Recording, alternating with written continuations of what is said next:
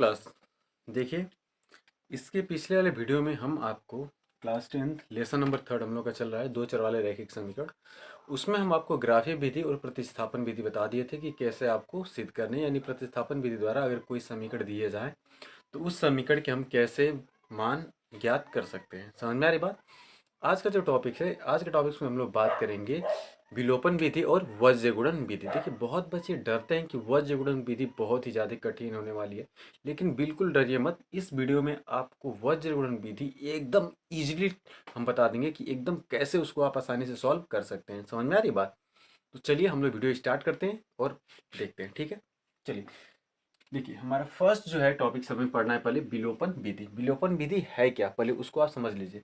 यदि दो समीकरण दिए जाएं तो उनमें से किसी एक चर राशि के यदि गुणांक को, यदि कोफिशिएंट उसके जो गुणांक है अगर उसे हम बराबर कर देते हैं और उसको अगर हम घटाते हैं या जोड़ते हैं, घटाने या जोड़ने से अगर उसका एक वेरिएबल पूरी तरीके से कट जाता है, विभाजित हो जाता है या उसका लोप हो जाता है। देखिए, विलोपन, विलोपन मतलब क्या होता है? उसका लोप हो जाए। लोप मतलब गायब हो जाए। समझ में आ रही बात?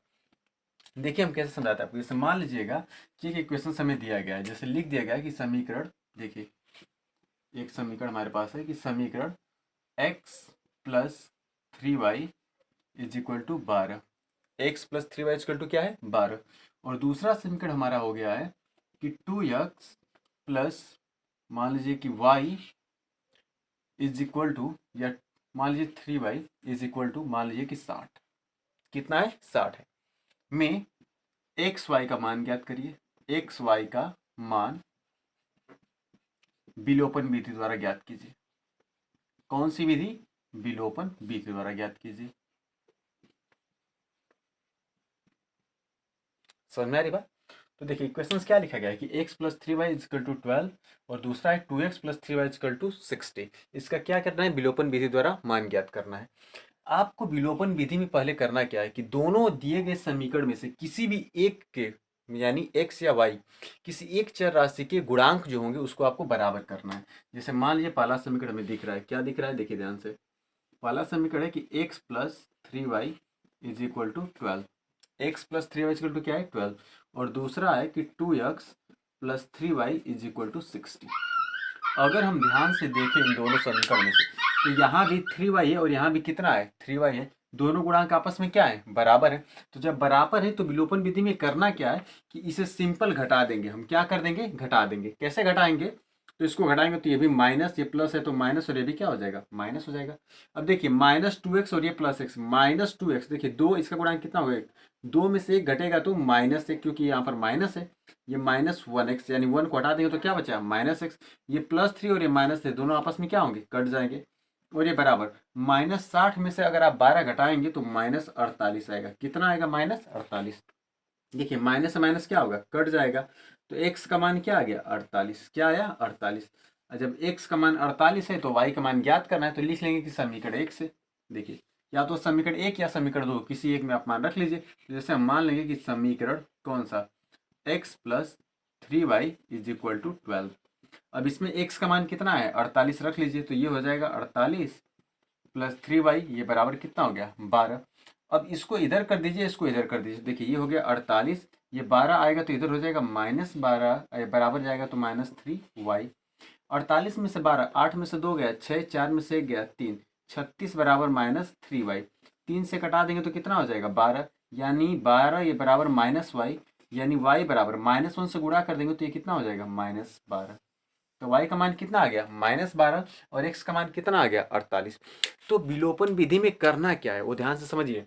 यदि कोई समीकरण दिए जाए और उसमें से किसी भी एक समीकरण के अगर गुणांक बराबर है तो उसको हम घटा देते हैं। देखिए, यहाँ पर y का गुणांक कितना था? 3। y का गुणांक कितना था? 3। लेकिन यहाँ पर x का गुणांक 1 है, यहाँ पर x का गुणांक 2। बराबर थे? नहीं थे। लेकिन यहाँ पर y का गुणांक क्या था? बराबर। हमने सिंपल दोनों समीकरणों को क्या किया है? घटा दिया है। जो बराबर गुणांक होते हैं आपस में क्या होते हैं? कट जाते हैं। कट करने के बाद यहाँ पर केवल क्या बचा? x। किसका लोप हो गया? y का लोप। y क्या हो गया? यहाँ से गायब हो गया। समझ में आ रहा है? तो दिए गए समीकरण को जोड़ने या घटाने से अगर किसी एक चर राशि का मान अगर विलुप्त हो जाता है तो उसे हम विलोपन विधि कहते हैं। क्या कहते हैं? विलोपन विधि। जबकि प्रतिस्थापन विधि में क्या कहा गया था कि एक समीकरण का मान निकाल करके दूसरे समीकरण में ले आकर क्या करते थे, हम लोग रख लेते थे। जैसे मान लीजिए कि अगर प्रतिस्थापन विधि देखें, देखिए आप किसी भी विधि से सवाल लगाइए, आंसर जो है बराबर आएगा आपका। समझ में आ रही बात? देखिए जैसे आपका ये हो गया, जैसे मान लीजिए कि यहाँ पर हम प्रतिस्थापन विधि दिखाते हैं आपको। देखिए प्रतिस्थापन विधि, अगर प्रतिस्थापन में अगर लगाना है तो पहला समीकरण क्या दिख रहा है कि x प्लस 3y ये बराबर क्या था, 12। तो यहाँ से, और दूसरा समीकरण क्या था, 2x प्लस 3y बराबर 60। इन दोनों समीकरण में से किसी एक समीकरण का आप मान ज्ञात करते हैं, या तो x का या फिर y का, और उस मान को ले जाकर दूसरे में क्या करते हैं, रखते हैं। जैसे पहला समीकरण देखिए, समीकरण 1 से अगर हम समीकरण 1 को देखें तो क्या लिखा है, x प्लस 3y बराबर 12। अगर हम 3y का मान निकाल लेते हैं तो ये हो जाएगा 3y बराबर 12, और ये प्लस एक्स जाकर क्या होगा, माइनस एक्स। तो 3y का मान क्या निकल गया, 12 माइनस एक्स। अब इसी समीकरण का मान जो निकला है 3y का, इसे देखिए समीकरण 1 से हमने मान ज्ञात किया है तो इसे किस में रखेंगे, समीकरण 2 में। अगर समीकरण 2 से मान ज्ञात करेंगे तो किस में रखेंगे, समीकरण 1 में। तो 3y का मान समीकरण 2 में रखने पर, समीकरण 2 में रखने पर अगर आप समीकरण 2 में रखोगे तो समीकरण 2 क्या था हमारा, 2x प्लस 3y। और 3y का मान कितना है, 12 माइनस एक्स, और ये बराबर कितना हो गया, 60। 2x में से ये माइनस एक्स घट जाएगा तो क्या बचा, x, और ये प्लस 12 जाएगा इधर तो हो जाएगा माइनस 12। यानी x बराबर 60 में से 12 घट गया, कितना आ गया, 48। देखिए यहाँ भी x का मान 48 है और यहाँ भी निकालें तो आप x का मान कितना आया है, 48 आया है। अब यही x का मान 48 किसी भी एक या दो में रख लेंगे तो किसका मान निकल जाएगा, y का मान। तो ये कौन सी विधि है, प्रतिस्थापन। प्रतिस्थापन में करना क्या है कि दोनों समीकरण में से किसी एक समीकरण में से या तो x का मान निकालिए या फिर y का, और मान निकाल कर ले जाकर दूसरे समीकरण में क्या कर दीजिए, अच्छे से रख दीजिए। रखने के बाद सॉल्व करेंगे तो जो x का मान आएगा उसे ले जाकर यहाँ पर रख लेंगे तो किसका मान आ जाएगा, y का आ जाएगा। जबकि इसमें क्या था विलोपन में कि दिए गए समीकरण में हमें देखना था कि किसका गुणांक बराबर है, और जिसका गुणांक बराबर होता है घटाने पर गुणांक आपस में क्या होते हैं, कट जाते हैं। जैसे यहाँ पर 3y, यहाँ भी क्या था 3y, तो ये कट गया। लेकिन अगर मान लीजिए कोई इक्वेशंस दिया जाए और उसमें गुणांक बराबर न हो, उसमें गुणांक बराबर क्या हो, न हो, तो हम उसको कैसे सॉल्व करेंगे, तो चलिए हम उसको बताते हैं। ठीक है, इसको आप देख लीजिए अच्छे से। देखिए हम बताते हैं कैसे करना है। जैसे मान लीजिए कि समीकरण अब दूसरा दे दिया जाए, जैसे मान लीजिए समीकरण को हम मिटा देते हैं। देखिए जैसे मान लीजिएगा कि समीकरण दे दिया गया,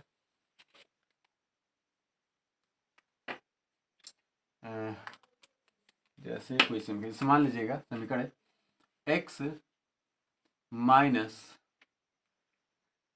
वाई इज इक्वल टू 10, और दूसरा समीकरण है, जैसे मान लीजिए कि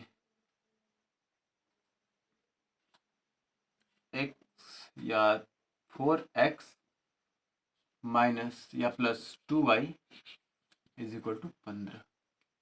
हमें किसका मान ज्ञात करना है, x व y का मान ज्ञात करना है। तो ध्यान से देखिएगा इस समीकरण में, अगर इस समीकरण को अगर हम देखें विलोपन विधि से सॉल्व करना है तो इसमें से देखिए यहाँ पर x का गुणांक भी कितना मिलेगा, 1, और y का गुणांक भी कितना मिलेगा, 1।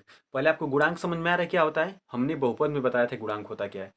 दिए गए चर राशि से पहले, उसके जस्ट पहले गुणा के रूप में जो राशि जुड़ी हुई थी उसे क्या बोलते हैं, गुणांक। जैसे अगर समीकरण अगर हम लिख देते हैं कि ax प्लस by, तो यहाँ पर x का गुणांक कितना है, a, और y का गुणांक कितना है, b। जहां पर कोई राशि अगर लिखी गई है उसके आगे कोई अगर राशि नहीं लिखा गया है तो उसका गुणांक कितना माना जाता है, 1। तो x का गुणांक भी 1 और y का गुणांक भी क्या होगा, 1 हो जाएगा। उस प्रकार से अगर आप देखें ध्यान से तो x का गुणांक 4 और y का गुणांक 2, यहाँ पर x का गुणांक 1 और y का गुणांक 1। अब ध्यान से देखेंगे क्या x और y दोनों में से किसी का गुणांक बराबर दिख रहा है आपको, नहीं, बिल्कुल गुणांक तो बराबर है ये नहीं है। तो है नहीं तो हम गुणांक को क्या कर देंगे, बराबर कर देंगे। अब कैसे करेंगे वो ध्यान से देखिएगा। यहाँ पर देखिए समीकरण लिखा गया है कि x माइनस वाई ये बराबर 10, और दूसरा है 4x प्लस 2y और ये बराबर 15। समीकरण 1 और इसे समीकरण 2 मान लीजिए। अगर आप ध्यान से अगर देखें इसमें, तो इसमें से कौन सा गुणांक आपको छोटा दिख रहा है, 4 या 2, क्या दिख रहा है, 4 या 2। देखिए अधिकतम छोटे गुणांक से गुणा इसलिए किया जाता है ताकि जोड़ने घटाने पर संख्या जो छोटी रहेगी तो आसानी से हम घटा सकते हैं या जोड़ सकते हैं। तो यहाँ पर y का गुणांक 1 है, यहाँ पर y का गुणांक 2। तो देखिए यहाँ भी 2 है, तो यहाँ भी 2 करने के लिए इसमें किससे गुणा करना पड़ेगा? 2 से। लेकिन अगर x का गुणांक 4 है और यहाँ भी x का गुणांक अगर हमें 4 लाना है तो अब इसमें किससे गुणा करना पड़ेगा? 4 से। तो हम किससे गुणा कर देते हैं? 2 से। लिखेंगे कि समीकरण 1 में 2 से गुणा करने पर, 2 से क्या करने पर? गुणा करने पर। अब 2 से अगर आप गुणा करेंगे तो गुणा कर लीजिए इसमें 2 का। तो जब 2 से गुणा करेंगे तो 2 का x में गुणा करेंगे तो कितना हो जाएगा? 2x। अब माइनस 2 का y में गुणा करेंगे तो 2y। अब बराबर 10 दूनी के 20 हो जाएगा। और दूसरा समीकरण कितना है? 4x और प्लस 2y, और ये बराबर कितना हो गया? 15। ये हो गया हमारा। अब इसमें देखिए ये प्लस में है और ये किस में है? माइनस में है। जब दो संख्याएं विपरीत होती हैं तो जाहिर सी बात है उसमें क्या किया जाएगा? जोड़ा जाएगा। क्योंकि अगर माइनस करेंगे तो घटाएंगे तो ये भी माइनस हो जाएगा, ये भी माइनस, तो कभी कटेगा नहीं कटेगा।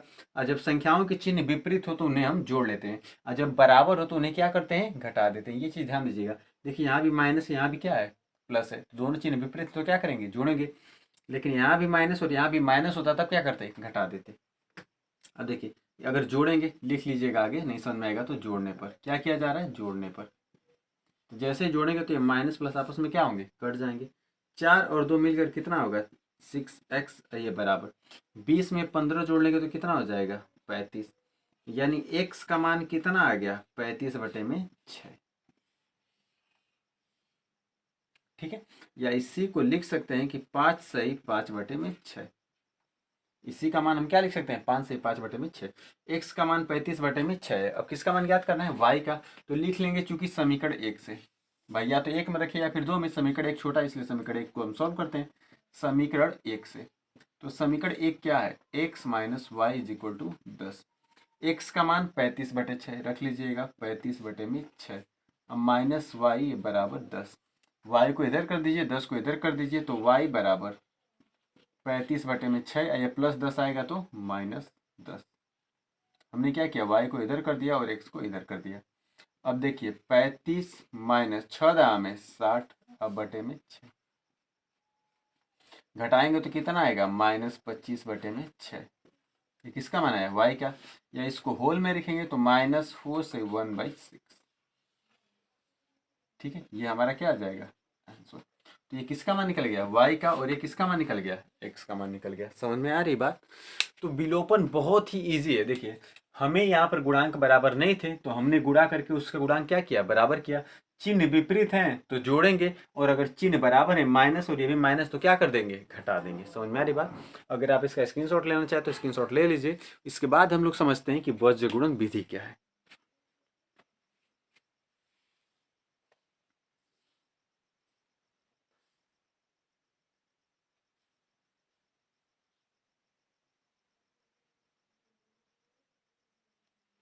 चलिए देखिए,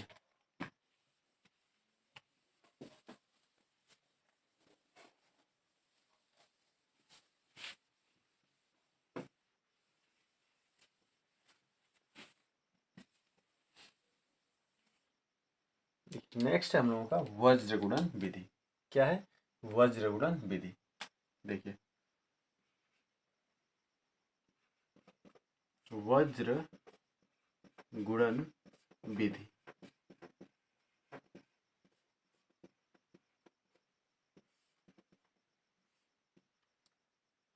करना क्या है? एकदम इजीली पहले आपको एक हम ट्रिक बता देते हैं कि यदि दो समीकरण दिए गए हों, जैसे एक समीकरण हो a1x plus b1y plus c1 is equal to 0, ये, तथा एक दूसरा समीकरण इस प्रकार से दिया हुआ हो a2x plus b2y plus c2 equal to 0।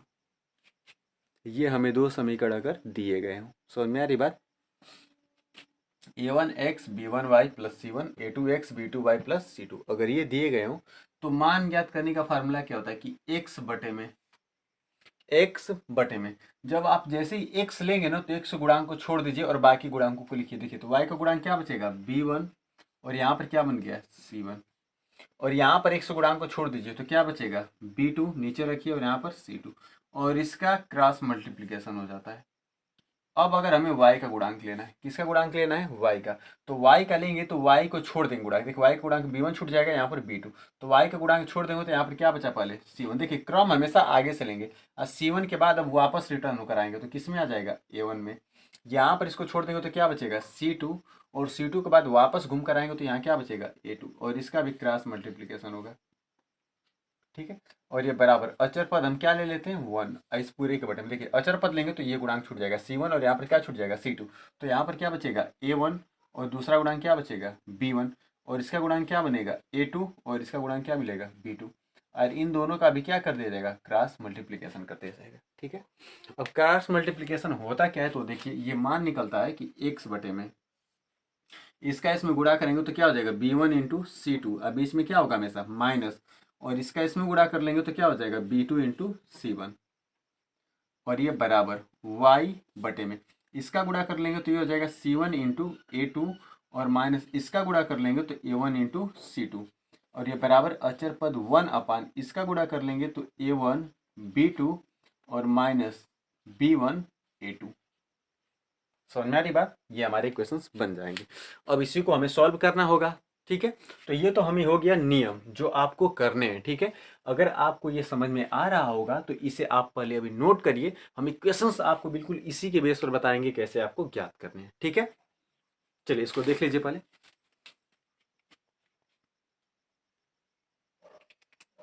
चलिए हम इसी के आधार पर यहाँ पर एक इक्वेशंस लेकर आपको हम दिखाते हैं, बिल्कुल इसी के नीचे इक्वेशंस हम लिख देते हैं और आपको हम बताते हैं कैसे करना है आपको। देखिए इक्वेशंस इस प्रकार से, जैसे मान लीजिएगा इक्वेशन है 2x प्लस 3y अब प्लस 5 इज इक्वल टू 0, और ये इक्वेशंस हो गया जैसे मान लीजिए कि 5x प्लस 3y अब प्लस 4 इज इक्वल टू 0। आपको इक्वेशन इसके नीचे इसलिए लिखे हैं ताकि आपको कंपैरिजन करने में आसानी रहे, तुलना करने में। a1 का मान 2, b1 का मान 3, c1 का मान 5, a2 का मान 5, b2 का मान 3, c2 का मान 4। अगर इसके तरीके से इसे अगर आप सॉल्व करेंगे तो क्या आ जाएगा, देखिए a1 x का मान तो ये हो जाएगा x अपान समझ में आ रही बात, ध्यान से देखिए, ये हो जाएगा x अपान। अब x अपान अगर ये होगा तो क्या निकलेगा, b1, तो x का मान देखिए हमें ज्ञात करना है, किसका मान, x का मान, तो देखिए x के गुणांक को छोड़ दीजिए तो y का गुणांक कितना मिला, 3, और दूसरा क्या मिल गया, 5। अब यहाँ भी x के गुणांक को छोड़ दीजिए तो क्या मिलेगा, 3, 4, तो ये हो गया 3 और 4, ये बराबर। अब हमें y का मान ज्ञात करना है, तो y का मान ज्ञात करना है तो y के गुणांक को छोड़ दीजिए, यहाँ भी 3 और यहाँ भी 3 छोड़ दीजिए तो यहाँ पर क्या मिल गया, 5, तो लिख लीजिए 5, और 5 के बाद अब वापस आइए तो क्या मिल जाएगा, 2, यहाँ भी y के गुणांक को छोड़ दीजिए तो क्या मिलेगा आगे, 4, और 4 के बाद अगर वापस आएंगे तो क्या मिलेगा यहाँ, 5। ये बराबर अचर पद कितना मान लेंगे, 1 अपान। अब 1 जैसे अचर पद लेंगे तो यहाँ पर अचर पद 5 छोड़ देंगे, यहाँ पर 4, तो यहाँ पर क्या बचा, 2, 3, और यहाँ मिल गया क्या, 4 को छोड़ेंगे तो 5 और 3।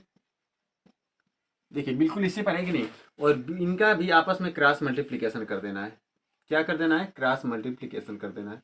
देखिए ये हो जाएगा x अपान 4/3 12, बीच में माइनस 5/3 15, बराबर y बटे में 5 का 5 में गुणा करेंगे तो 5 5 25, माइनस 4 दूनी के 8, ये बराबर 1 अपान 3 दूनी के 6, माइनस 5/3 15। अब अगर इसे आप सॉल्व करेंगे तो x बटे में 15 में से 12 घट जाएगा तो -3, अब y बटे में 25 में से 8 घट जाएगा तो कितना हो जाएगा, 17, अब 1 अपान 15 में से 6 घट जाएगा तो -9। ये हमें इक्वेशंस मिल गया। अब हमें किसका मान ज्ञात करना है, x व y का, तो लिखेंगे कि x के मान के लिए, किसके मान के लिए, x के मान के लिए, x के मान के लिए। ठीक, x का मान क्या निकलेगा हमारा, x बटे में -3, और ये बराबर ये मान निकल गया 1 बटे में -9। अब यहाँ से अगर आप ध्यान से देखें तो -3 का 1 में गुणा करेंगे तो ये x बराबर -3 बटे में -9, इससे कट जाएगा, 3 एकम में 3, 3 तिलिके 9, तो ये यहाँ से हमें x का मान क्या निकल गया, 1/3। x का मान कितना निकल गया, 1/3 निकल गया। अब दूसरा हमें किसका मान ज्ञात करना है, y का, तो लिखेंगे कि y के मान के लिए,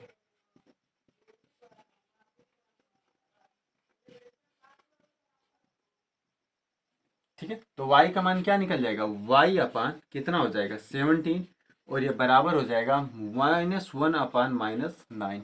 अब यहाँ से अगर इसका गुणा करना है आपको तो देखिए 17 का 1 में गुणा करेंगे तो 17 एकम है 17, तो y बराबर 17 अब बटे में -9। क्या 17 से 9 कटेगा, नहीं कटेगा, तो यही हमारा y का क्या हो जाएगा, आंसर हो जाएगा।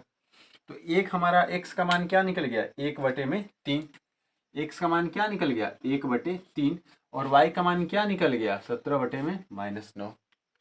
समझ में आ रही बात। देखिए वज्र गुणन विधि बहुत ही आसान है, एकदम इजी है, आपको बस ये चीज समझ में आनी चाहिए। आप इसका स्क्रीनशॉट लेना चाहे तो स्क्रीनशॉट ले लीजिए, फिर आपको एक बार और एक एग्जांपल से हम समझाते हैं कैसे करना है।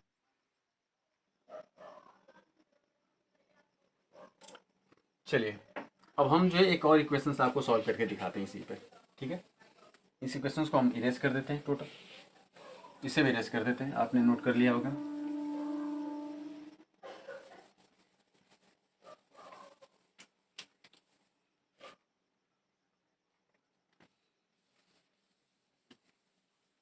अब देखिए एक इक्वेशन अपने मन से लेकर हम बता रहे हैं आपको। जैसे मान लीजिए इक्वेशन लिया गया है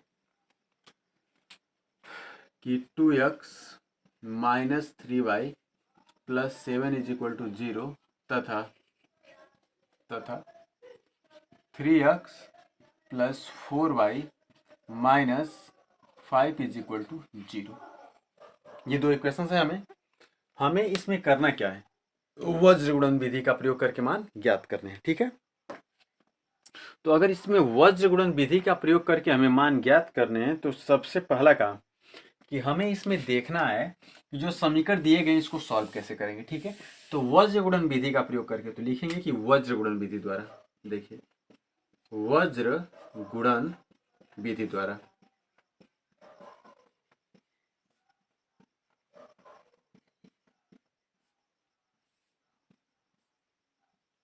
अब वज्र गुणन विधि का प्रयोग अगर हमें करना है तो सबसे पहला काम, ठीक है, इसमें करेंगे क्या, हमें सबसे पहले x का मान ज्ञात करना होगा। तो x के मान के लिए देखिए क्या लिखेंगे कि x बटे में, जैसे ही x का हमने मान रखा ना तो x के गुणांक को छोड़ देंगे, यानी x पूरा यहाँ से गायब कर दीजिए और x पूरा यहाँ से गायब कर दीजिए।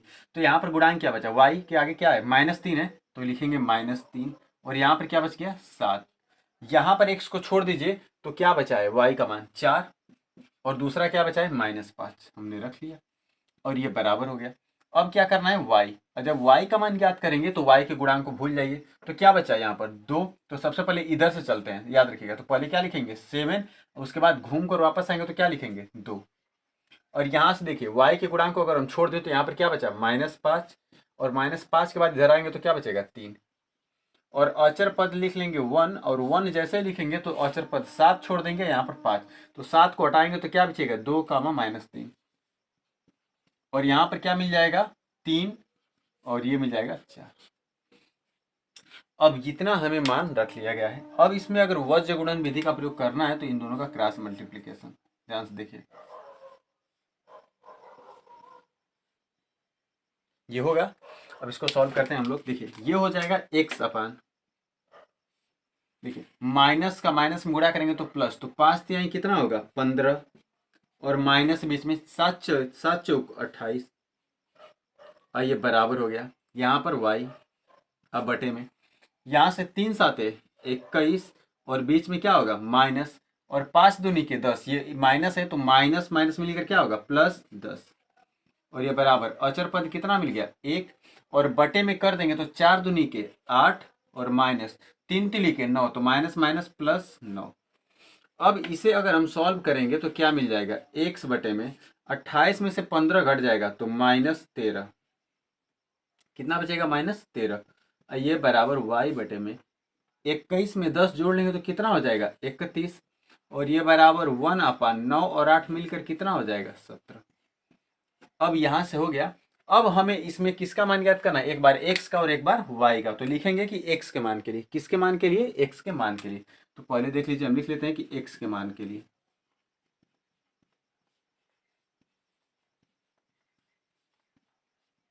अब मान लीजिए x का मान ज्ञात करना है, तो x का मान क्या दिख रहा है यहाँ पर, x अपान -13। अब बराबर देखिए जब भी तुलना करेंगे तो हमेशा अचर पद से, और अचर पद क्या है 1 बटे में 17। अब -13 का 1 में गुणा कर दीजिए, -13 का 1 में गुणा कर लेंगे तो ये हो जाएगा x बराबर -13 बटे में 17। किसका मान निकल गया? x का। दूसरा किसका मान ज्ञात करना है? y का। तो लिखेंगे कि y के मान के लिए, y के मान के लिए, तो अगर y का मान ज्ञात करेंगे तो ये हो जाएगा y अपान कितना लिख रहा है आपको? 31। और ये बराबर हो गया, ये 1 बटे में कितना हो गया? 17। अब 31 का 1 में अगर आप गुणा कर लेते हैं तो ये हो जाएगा y इज इक्वल टू 31 से कम है 31 बटे में 17 हो जाएगा। तो यहां से हमें किसका मान निकल गया है? x का।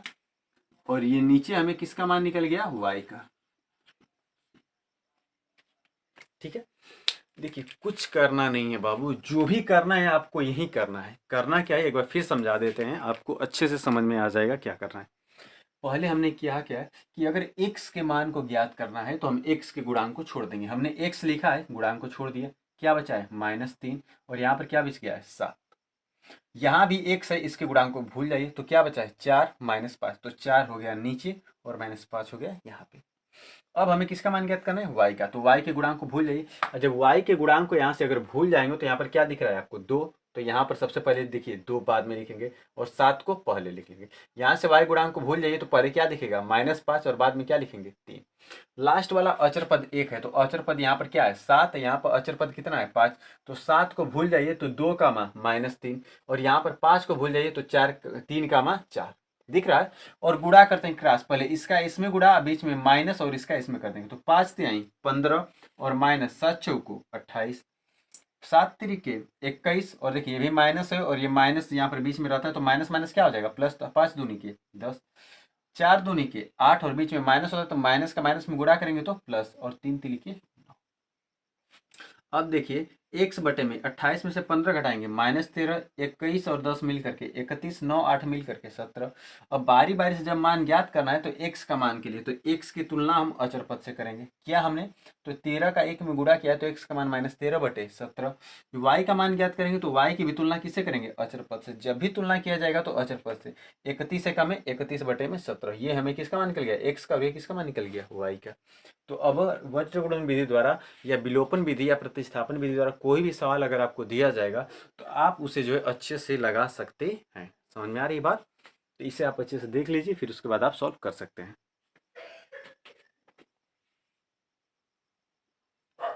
ठीक है, चलिए अब आप जो है अगर ध्यान से देखेंगे तो आपके स्क्रीन पर 2 बार अलग अलग सवाल दिखाई देंगे। एक बार जो पहला आपको सवाल अभी दिखाई दे रहा होगा, ये जो सवाल है इसमें आपको प्रतिस्थापन और विलोपन विधि द्वारा x y के मान ज्ञात करने हैं।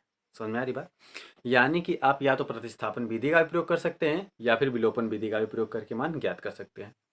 और इसके जस्ट बाद अब जो है दूसरा सवाल जो आपको दिखाई देगा, उसमें आपको जो इक्वेशंस करने हैं वह आपको जो है वज्रगुणन विधि द्वारा सॉल्व करना है। कौन सी विधि द्वारा सॉल्व करना है? वज्रगुणन विधि द्वारा सॉल्व करना है।